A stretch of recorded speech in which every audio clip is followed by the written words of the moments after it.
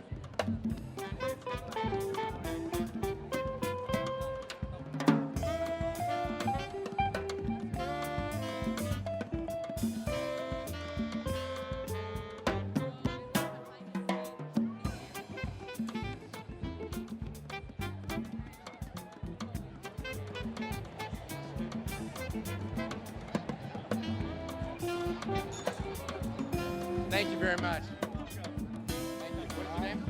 Richard. I'm having fun. You know I am. I'm enjoying it. Have a good one.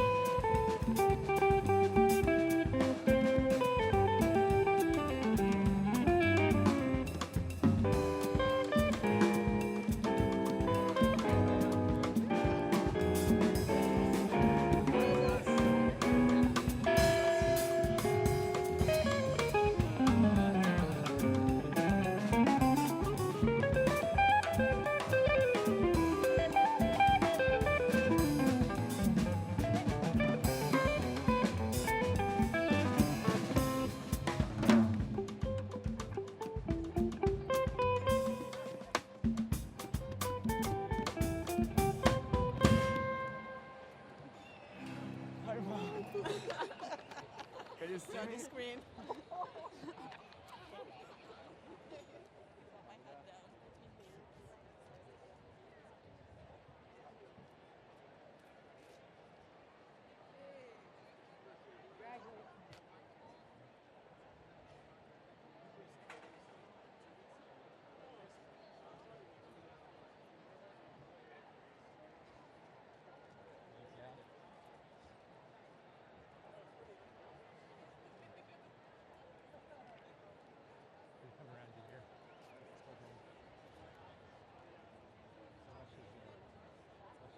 Yeah, we're going back to the aisleway. Thank you, sir.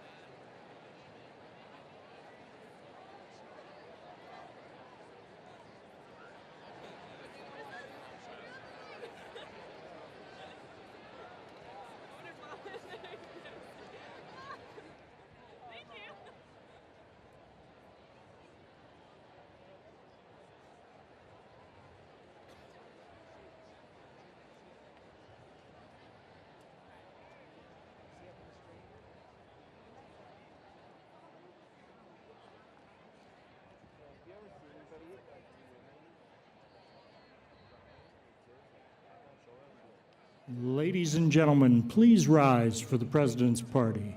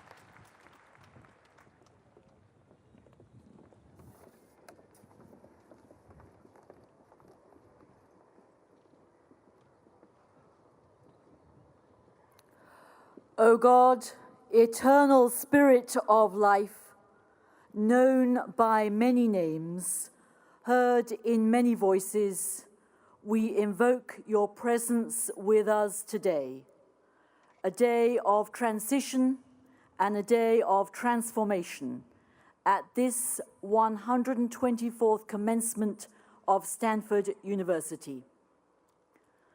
Today we celebrate the accomplishments of those who graduate, who now begin new chapters in their lives, and we invoke your blessing upon them. Today we give thanks for their time in this community and all they have contributed to it, for the families and friends who supported them, for the faculty who taught them, and for all the staff of this great university who ensure its smooth running every day. Today, as each one of us looks to the future, we do so with abounding hope, committing ourselves to make our lives, even in details, worthy of the contemplation of our most elevated and critical hours. Today, with gratitude for our education, we seek wisdom in all things, that we may act with a longing for justice and a heart of compassion, whomever we encounter, wherever we find ourselves, and whatever we do. Today, we ask that a generous love for humanity and a respect for this earth we call home may be the prompts for all our actions. For in the words of the great Sufi master Hafiz, now is the time to know that all we do is sacred. Amen.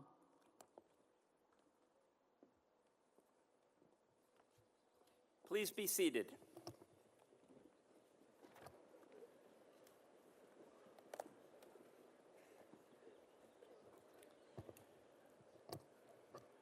Graduating students, faculty colleagues, former and current trustees, government officials, distinguished guests, family members, and friends, I warmly welcome all of you to the 124th commencement exercises of Stanford University.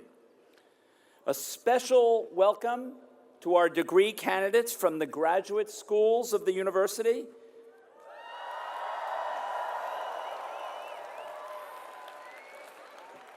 And a warm welcome to the incredible class of 15.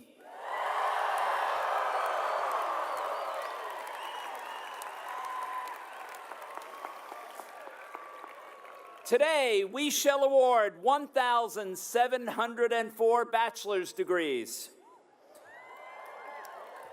2,338 master's degrees, and 984 doctoral degrees. The undergraduate class of 2015 includes 290 seniors graduating with departmental honors, 281 graduating with university distinction, 64 students have satisfied the requirements of more than one major, and 29 are graduating with dual bachelor's degrees. We have 130 students graduating with both a bachelor's and a master's, and 350 that have completed a minor. Throughout its long history, Stanford has attracted students from around the world. This year, 117 members of the undergraduate class of 2015 are from 40 different countries. And our 1,044 international awardees of graduate degrees come from 82 different countries. Now, you may notice this morning that I started out with a lot of statistics.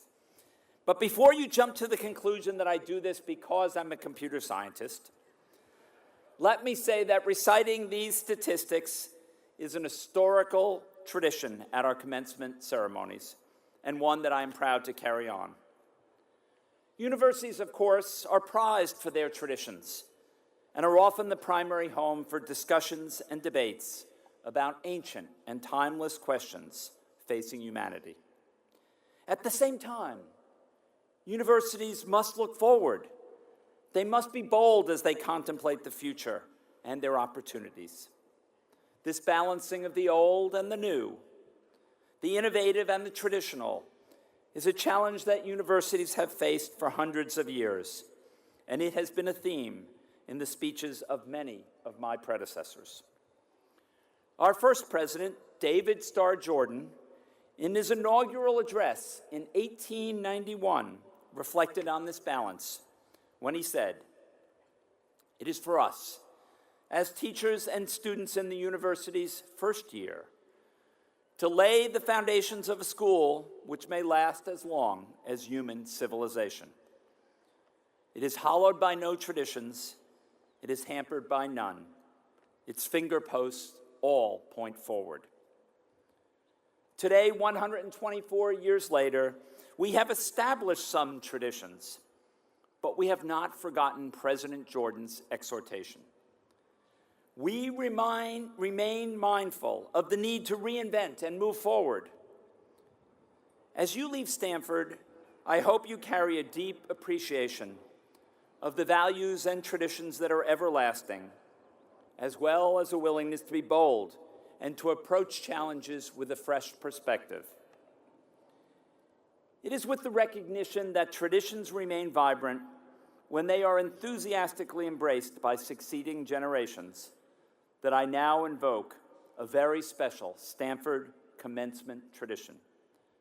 Graduating students, in the stands behind you are many who have made your Stanford years possible. Parents and grandparents, spouses and children, siblings, aunts and uncles, mentors and friends, whoever played a role in helping you get to Stanford or in supporting and encouraging you once you were here. I invite you to join me, turn to the stands, and let's all say thank you.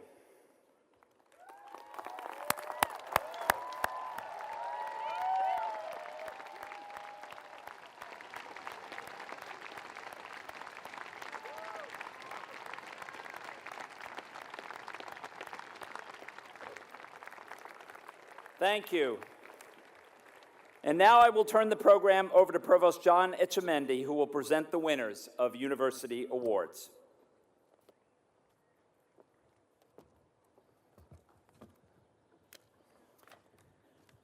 So it is my pleasure and privilege to present the Walter J. Gores Awards for Excellence in Teaching. Recommendations for these prizes and for the Lloyd W. Dickelspiel Award and the Kenneth M. Cuthbertson Award were considered by a committee of faculty, students, and staff. I would like to ask the Gores Award winners to come to the stage at this time.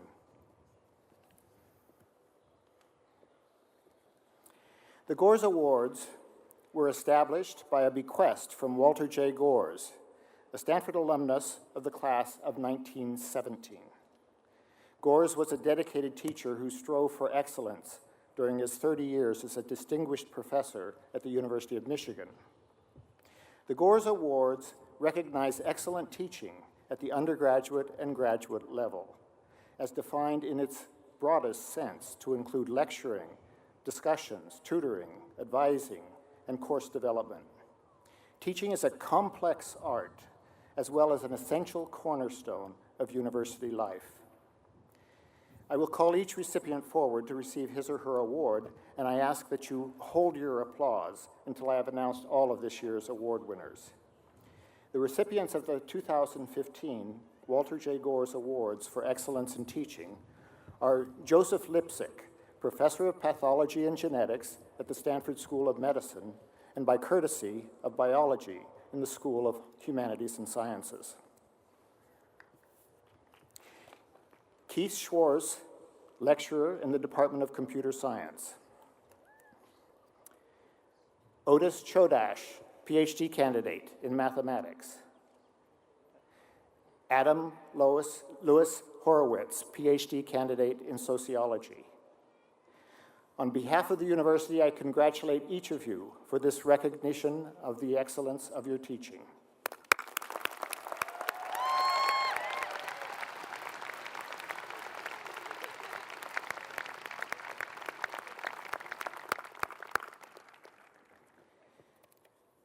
I would like to ask the Dinkelspiel Award winner to come to the stage at this time.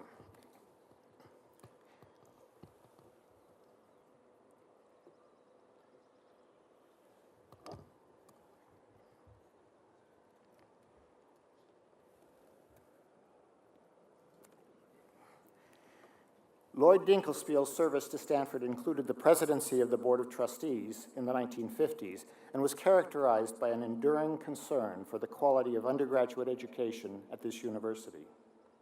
Shortly after he died in 1959, a memorial fund was established to endow the Lloyd W. Dinkelspiel Awards for distinctive contributions to undergraduate education. The recipient of the 2015 Lloyd W. Dinkelspiel Award for distinctive contributions to undergraduate education is Lee H. Yearley, Walter Evans Wentz Professor of Oriental Philosophies, Religions, and Ethics. On behalf of the university, I congratulate you for this significant recognition of your contributions to undergraduate education.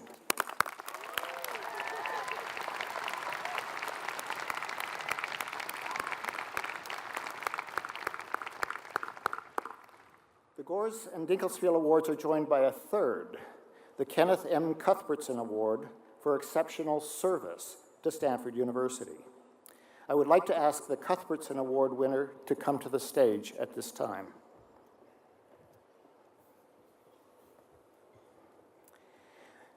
This award was established in 1981 to honor the late Kenneth Cuthbertson, one of the early architects of Stanford's long-range financial planning and development programs. The sole criterion of the Cuthbertson Award is the quality of the contribution that the recipient has made to Stanford. This is a fitting, lasting legacy to a man who cared deeply about the university, its values, and whose contributions continue to benefit each and every one of us today.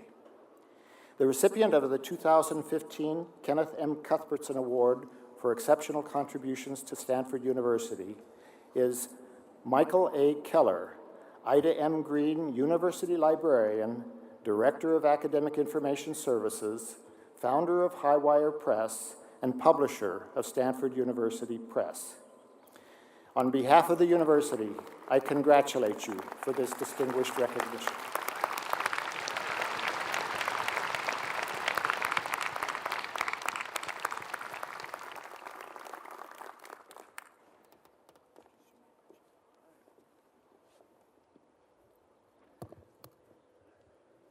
It now gives me great pleasure to introduce this year's commencement speaker, veteran international correspondent, author, and Stanford alumnus, Richard Engel. From the time of its founding, Stanford University has encouraged its students to put its knowledge to use, to make a difference in the world, and today's speaker has certainly done that. Recognized as one of this country's leading foreign correspondents, Richard Engel has worked endlessly and risked his life to report on conflicts and disasters around the world, from the war in Iraq to the Syrian civil war, to most recently the devastation in Nepal. For almost 2 decades, he has lived in and reported from the Middle East, helping the American public and the world better understand the issues in one of the most complex hotspots. As a boy growing up in Manhattan, he might not have envisioned a life as an award-winning journalist. But even then, his friends considered him a great writer, and no one thought it was likely that he would choose a 9-to-5 career. School did not come easily for him. He struggled with dyslexia, but he looked for other opportunities to spread his wings. When he was 13, he attended a wilderness survival program in Wyoming, where, he reported to his parents, he learned a lot about himself. At 16, he spent a year in Sicily, and a few years later, he traveled across the country to attend Stanford. During his time here, he filed the occasional story for the Stanford Daily. But his focus was on international relations rather than journalism. Indeed, he told me last night that his courses in history were the most important preparation for being an international journalist. Let's hear it for history. He also left a lasting, if somewhat unusual, mark on the residence he lived in, then known as Robert Moore South. Richard Engel suggested the nickname Bob, and that is the name every undergraduate knows the house by today. In 1996, immediately after earning his degree, he headed for Cairo, where he set about learning Arabic. He had identified the Middle East as, and I quote, the story of my generation, and he wanted to be there to cover it. When he told his mother about his plans, she asked, "Are you insane?" Richard then mentioned that Damascus was the other choice, and she was relieved he had chosen Cairo. He began his career as a freelance journalist and was one of the first journalists to cover the Iraq War. In fact, he became the only Western journalist to report in situ during the entire war. His fluency in Arabic provided him with access to stories that no other Western journalist had. And his experiences are relayed in two books, A Fist in the Hornet's Nest and War Journal, My 5 Years in Iraq. In 2008, NBC News named him its chief foreign correspondent, and he has since reported on the war in Afghanistan, the Arab Spring movement, the 2012 Israel-Gaza conflict, the civil war in Syria, and the attack on newspaper offices and journalists in Paris. He has repeatedly put himself in harm's way. In December 2012, he and 4 colleagues were kidnapped in Syria and held for 5 terrifying days, repeatedly threatened with death before being released. Richard Engel's courageous reporting has earned him numerous honors, including 7 Emmy Awards, an Edward R. Murrow Award, the Daniel Pearl Award, named for another Stanford alumnus, and an award for journalism excellence from the Congressional Medal of Honor Society. He is the only broadcast journalist to be awarded the Med-El Medal for courage in journalism, and recently he received his 2nd Peabody Award. Passionate, caring, decent, fearless. These are the words that colleagues use to describe Richard Engel. And while few could do this sort of work, Engel said he considers himself, quote, lucky enough to be on the fault line as history shifts and moves. That desire to bear witness and help us all understand the historic implications of events occurring halfway around the globe distinguishes Richard Engel's journalism. He is a global citizen in every sense of the term, and through his reporting, he has made a profound difference on our world. We are very privileged to have him here today. Please join me in giving a warm welcome to one of Stanford's own, Richard Engel.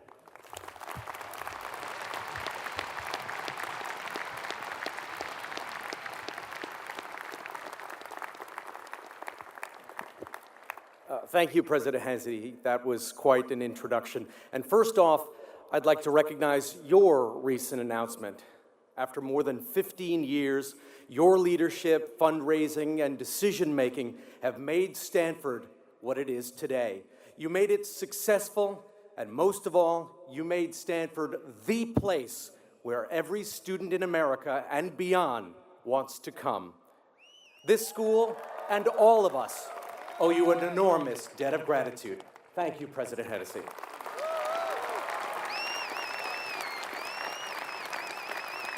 And to you, the graduating class of 2015, what an entrance.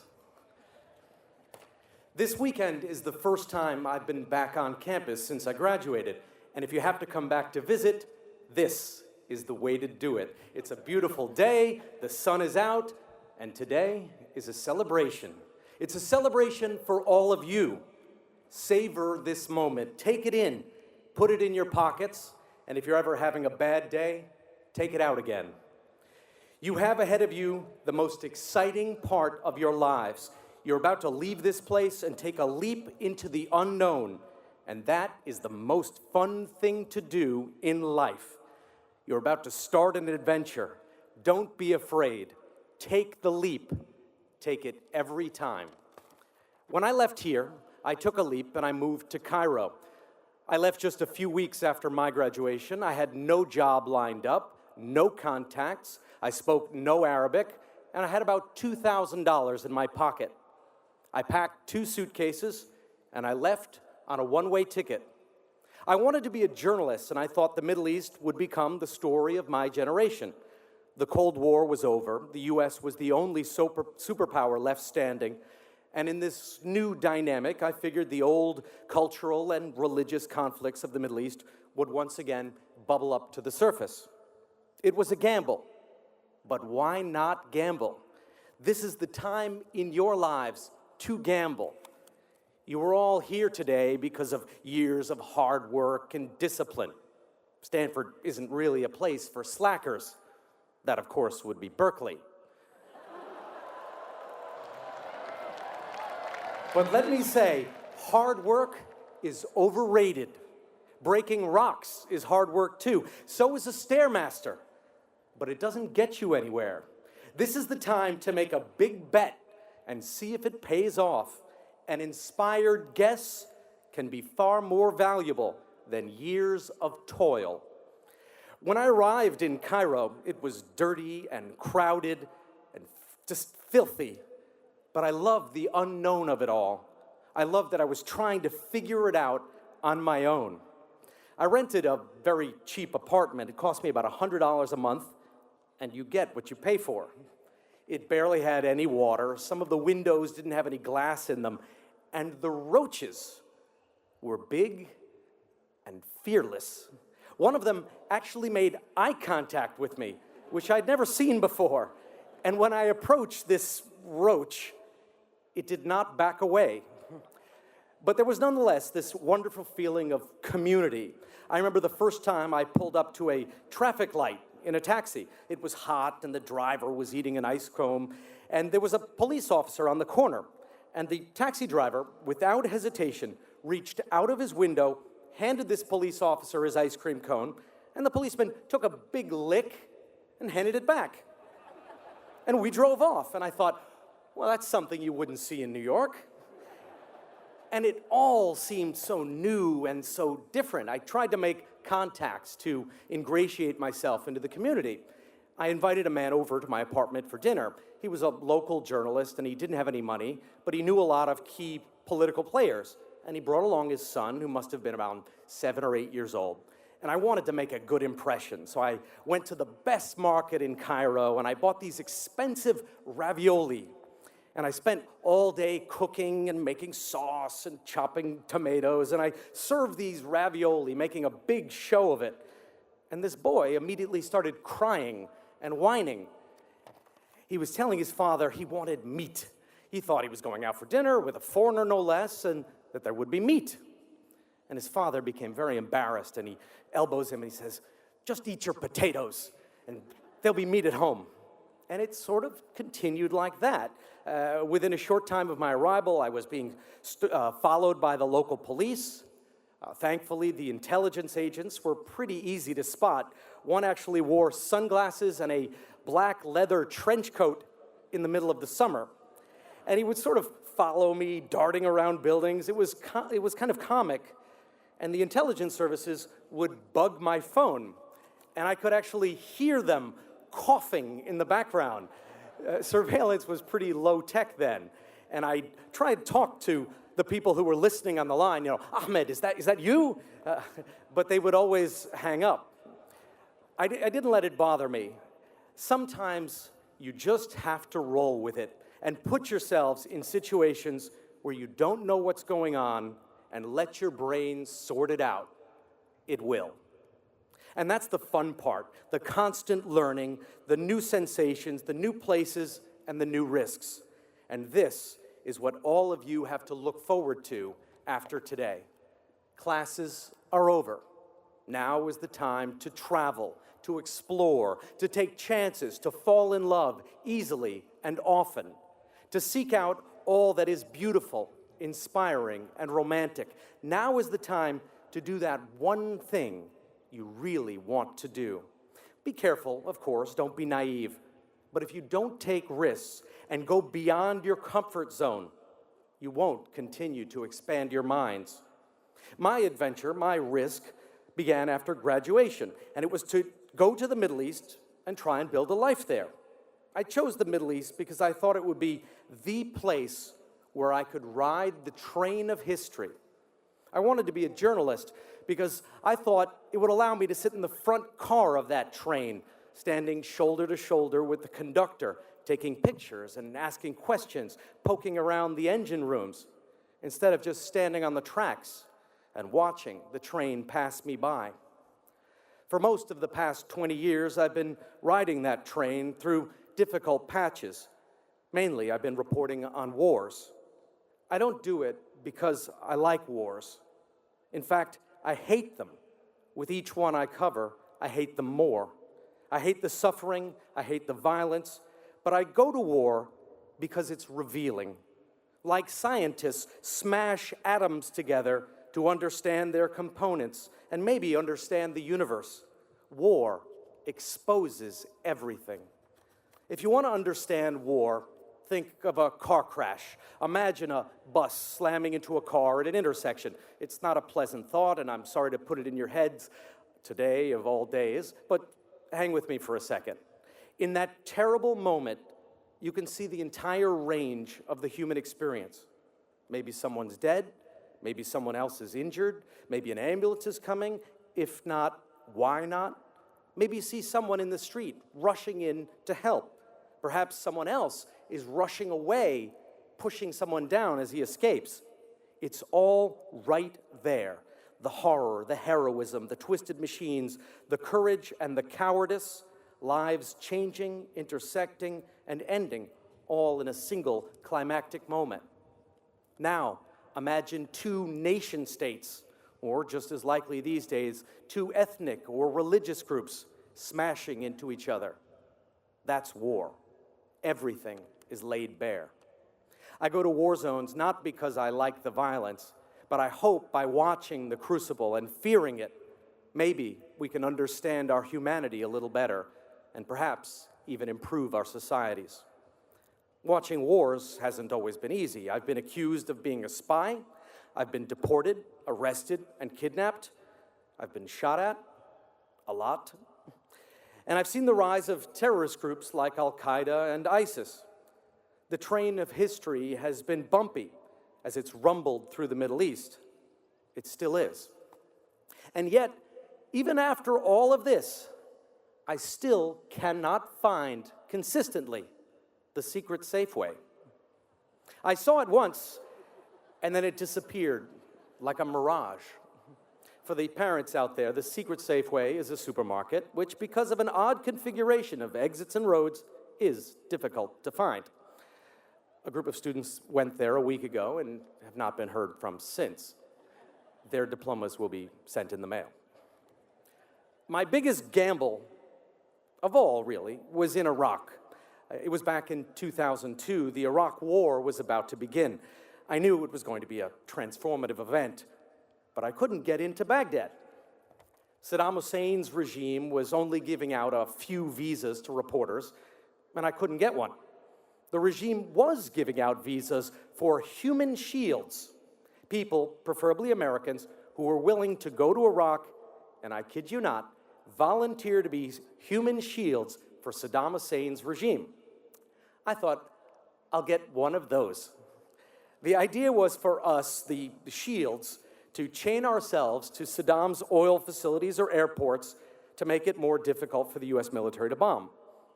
I had no intention of being a human shield, but it was the only way I could see to get into Baghdad. So I took $20,000 in cash, strapped it to my ankle, went to Baghdad, and began my short career as a human shield. It was very short. I immediately went into hiding. I didn't show up for my human shield responsibilities.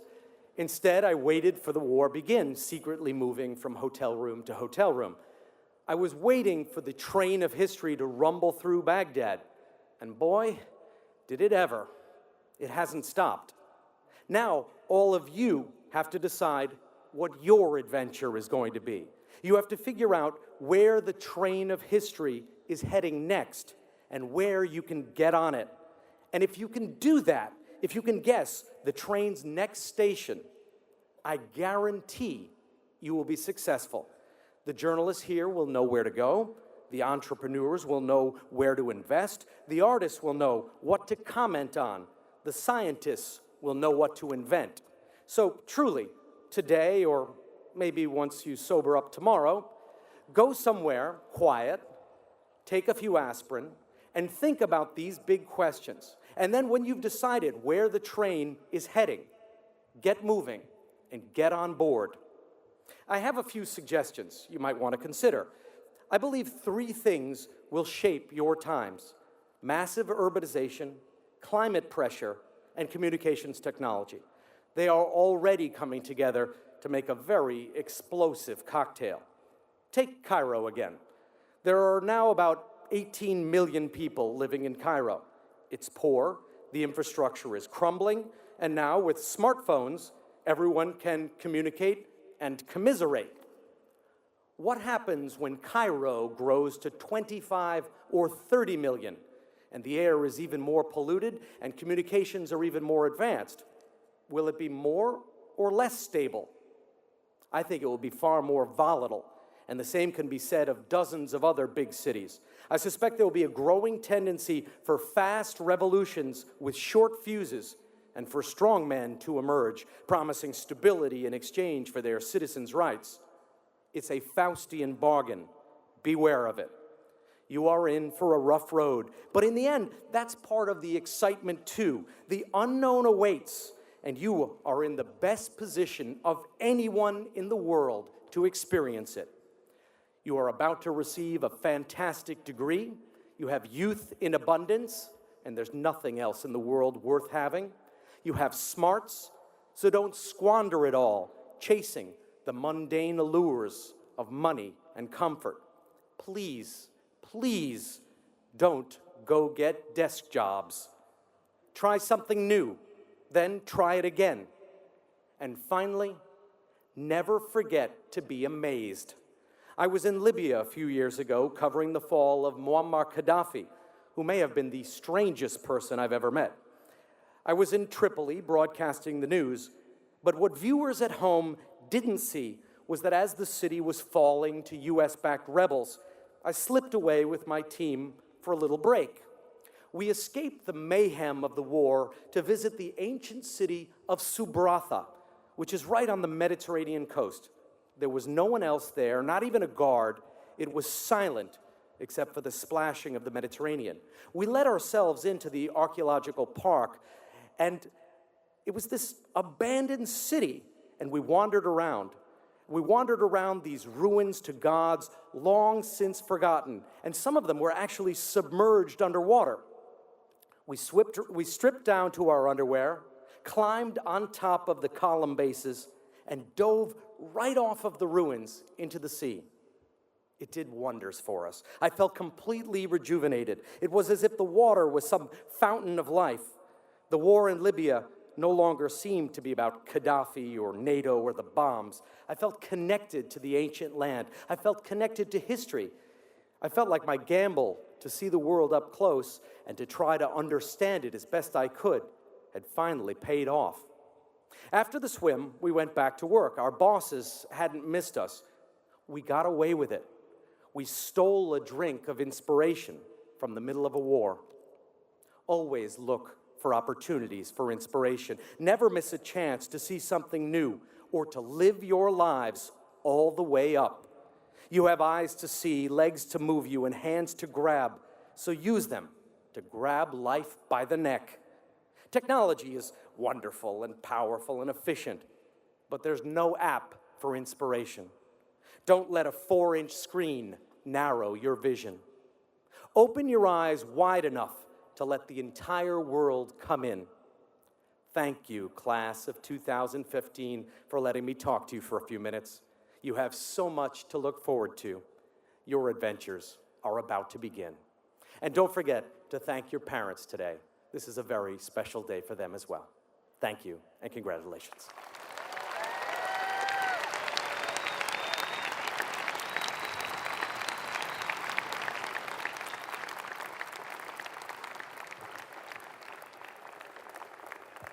Thank you, Richard, for that inspiring and moving address. Will the provost please come forward to present the candidates for degrees?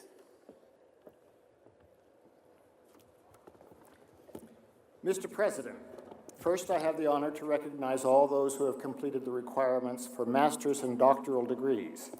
They will be presented to you by the deans of their schools.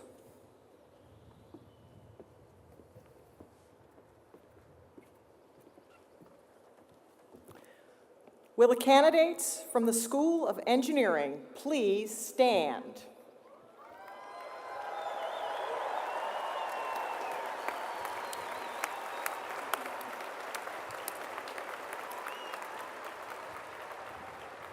Mr. President, I present to you those who have completed the requirements for the degrees of Master of Science, Engineer, and Doctor of Philosophy. Thank you, Dean Drill, and may I welcome you to your first commencement as our new Dean of the School of Engineering.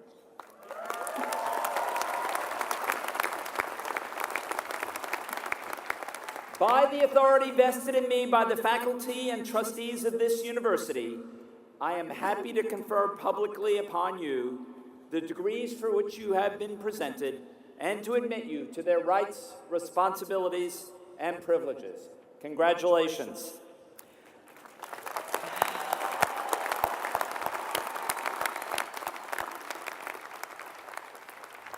Will the graduates from the School of Engineering please be seated?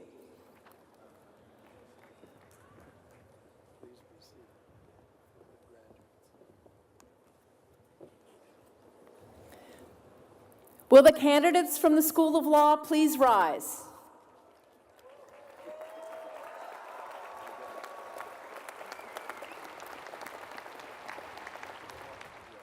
Mr. President, I present to you those who have completed the requirements for the degree of Doctor of Jurisprudence, Master of the Science of Law, Doctor of the Science of Law, and Master of Laws.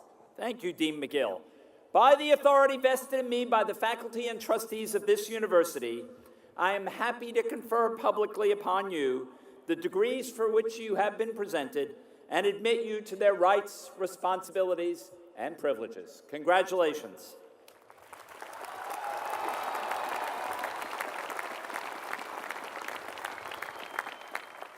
Will the graduates of the School of Law please be seated?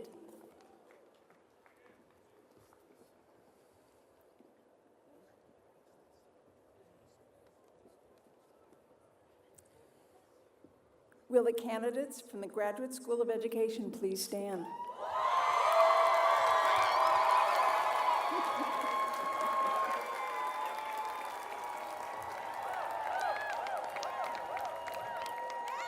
Mr. President, I present to you those who have completed the requirements for the degrees of Master of Arts and Doctor of Philosophy. Thank you, Dean Stipek. By the authority vested in me by the faculty and trustees of this university, I am happy to confer publicly upon you the degrees for which you have been presented and to admit you to their rights, responsibilities, and privileges. Congratulations.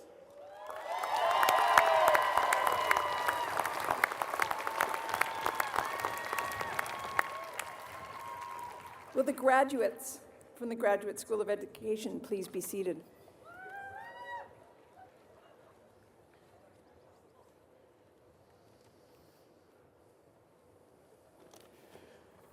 Will the candidates from the School of Humanities and Sciences please stand?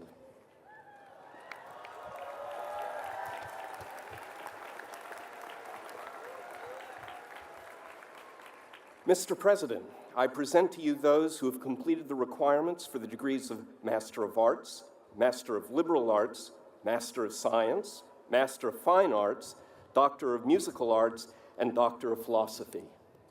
Thank you, Dean Saller. By the authority vested in me by the faculty and trustees of this university, I am happy to confer publicly upon you the degrees for which you have been presented and to admit you to their rights, responsibilities, and privileges. Congratulations.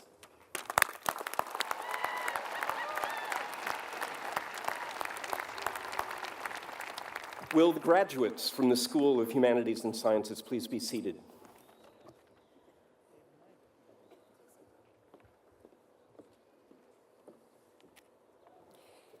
Will the candidates from the School of Earth, Energy, and Environmental Sciences please stand?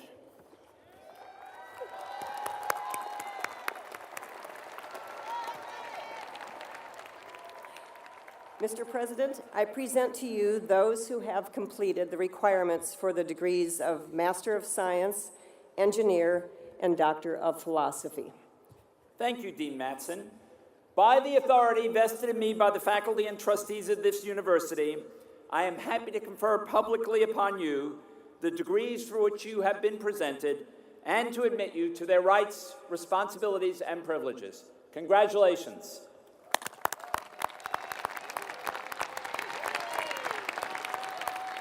Will the graduates from the School of Earth, Energy, and Environmental Sciences please be seated?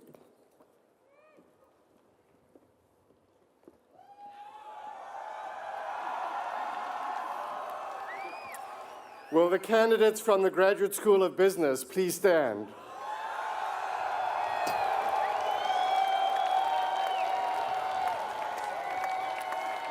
Mr. President, I present to you those who have completed the requirements for the degrees of Master of Arts in Business Research, Master of Science in Management, Master of Business Administration, and Doctor of Philosophy. Thank you, Dean Saloner. By the authority vested in me by the faculty and trustees of this university, I am happy to confer publicly upon you the degrees for which you have been presented and to admit you to their rights, responsibilities, and privileges. Congratulations.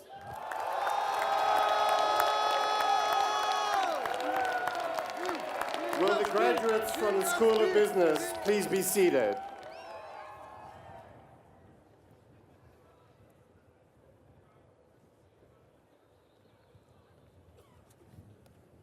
Will the candidates for the School of Medicine please stand?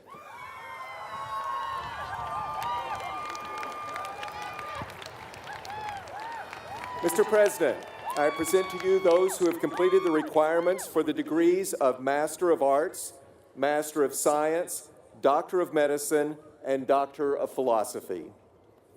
Thank you, Dean Minor. By the authority vested in me by the faculty and trustees of this university, I am happy to confer publicly upon you the degrees for which you have been presented and to admit you to their rights, responsibilities, and privileges. Congratulations.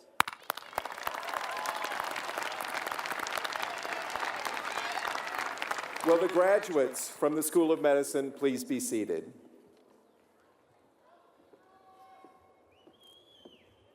Now, Mr. Provost, have we forgotten anyone? What, wasn't that enough? Oh, wait. Mr. President, I have the honor to recognize all those who have completed the requirements for undergraduate degrees.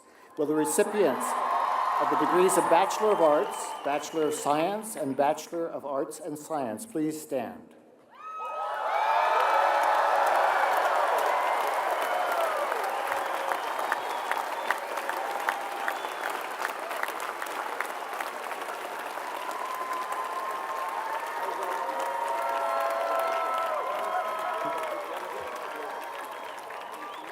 Mr. President, I present to you those who have completed the requirements for the Bachelor of Arts, the Bachelor of Science degrees, and the Bachelor of Arts and Sciences degree.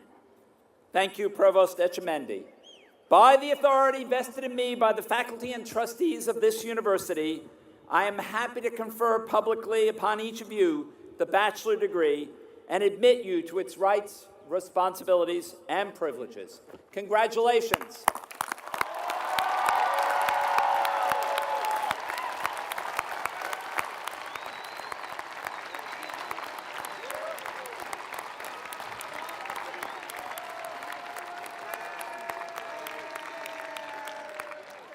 Will the graduates please be seated?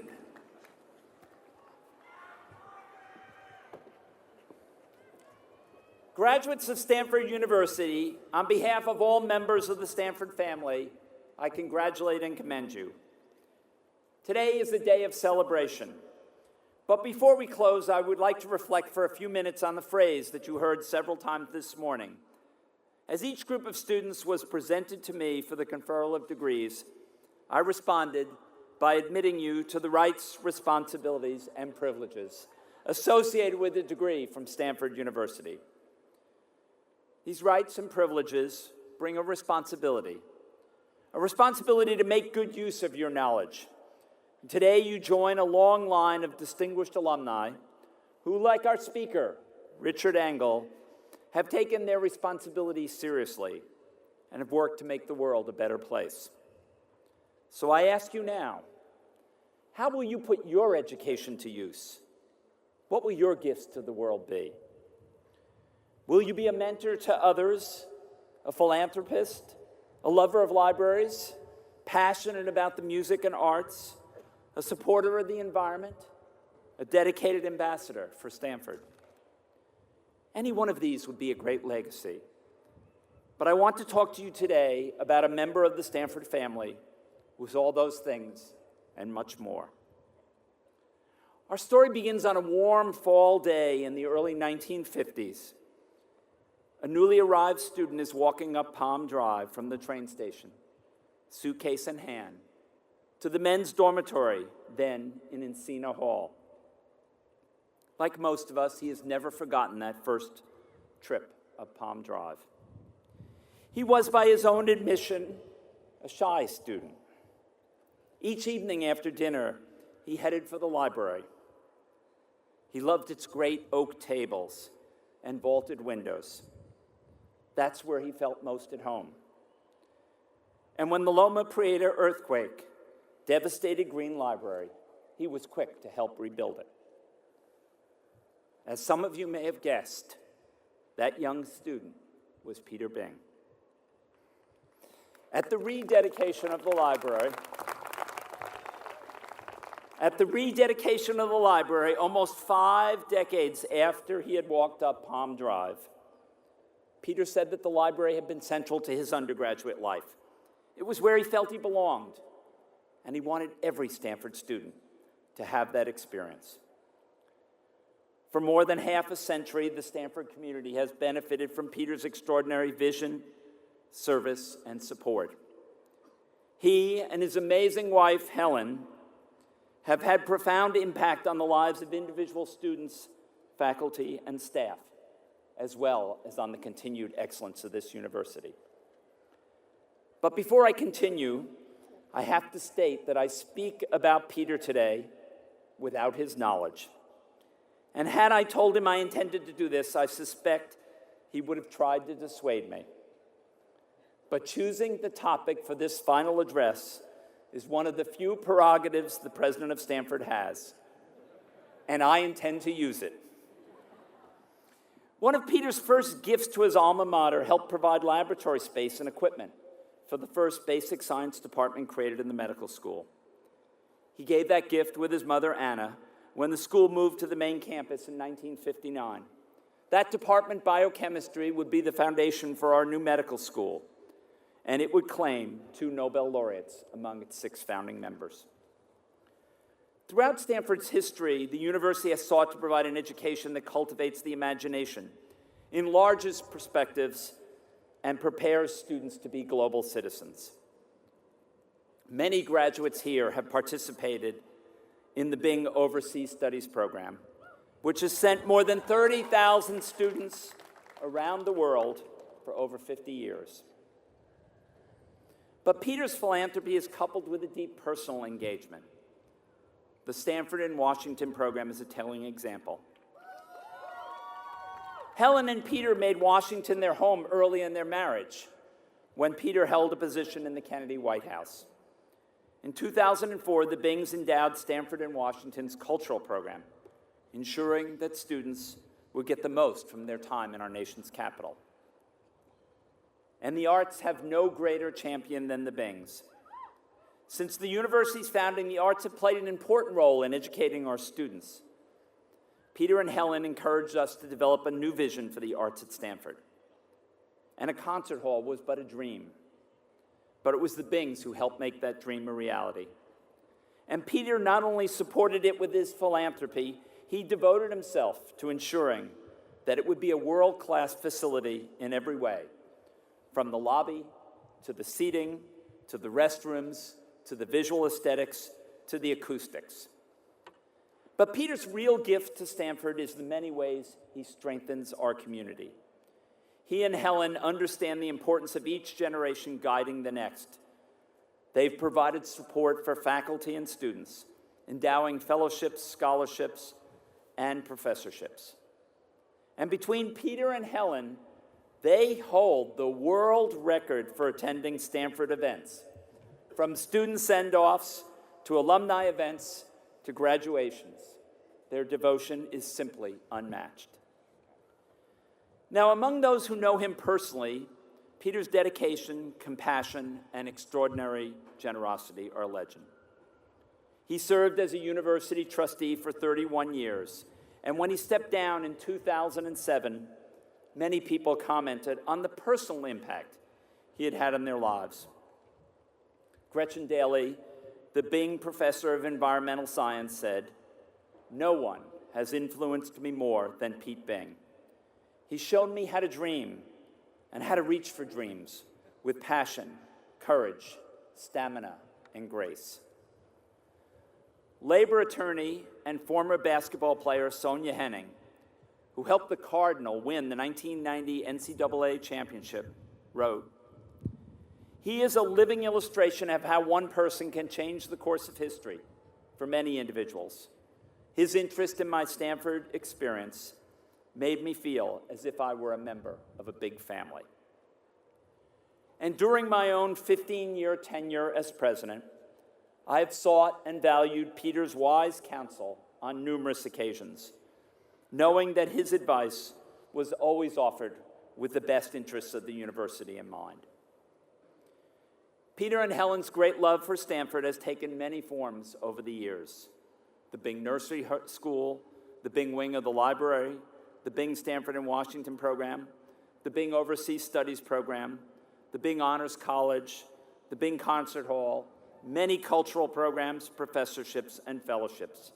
That devotion is evident in every corner of the university and extends beyond campus to generations of alumni, students, faculty, and staffs whose lives have been enriched by their support. Indeed, it would be almost impossible to go through your time here without benefiting in some way from Peter's devotion to his alma mater. Now, I know that of all the thank yous that Peter and Helen have received, the ones that matter the most are simple notes and letters from students whose time at Stanford has been enhanced by their dedication and generosity. It is, however, a rare opportunity that I have today with thousands of graduates and tens of thousands of their friends and families in the stadium, and with Peter and Helen both present. Won't you all join me in a show of appreciation for everything that Peter and Helen Bing have done for Stanford and its students for the past 5 decades?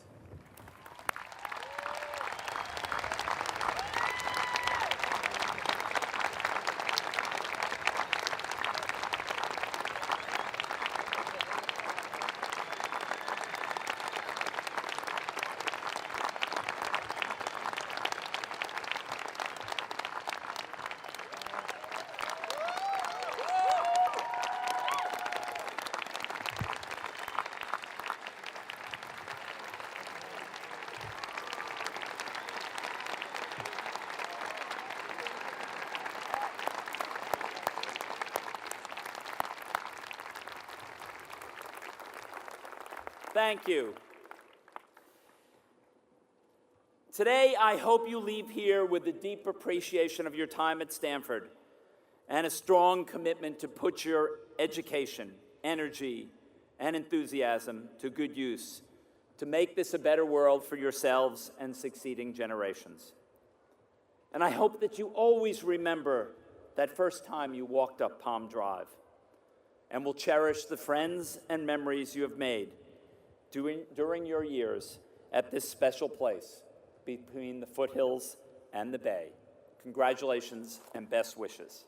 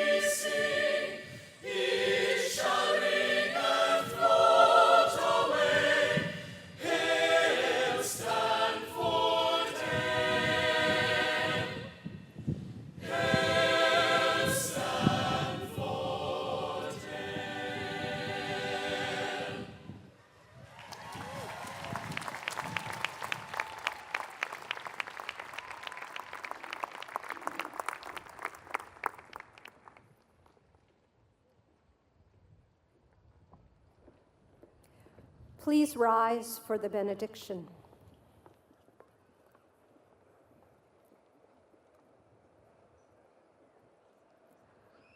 Accomplished graduates of the class of 2015, proud family and friends, you were invited to enter the Stanford community because of your promise, your intellectual gifts, your curiosity, your leadership, your engagement in learning. You leave here today bearing an equally profound promise, a promise that you use your education wisely to correct injustice, to restore the broken, to contribute with courage, to discover with hope. As you go forth, may you find the right questions to ask, fitting people to love. May you give even more than you have received. And may the giver of all promise grant you in all things blessings, joy, and peace. Amen.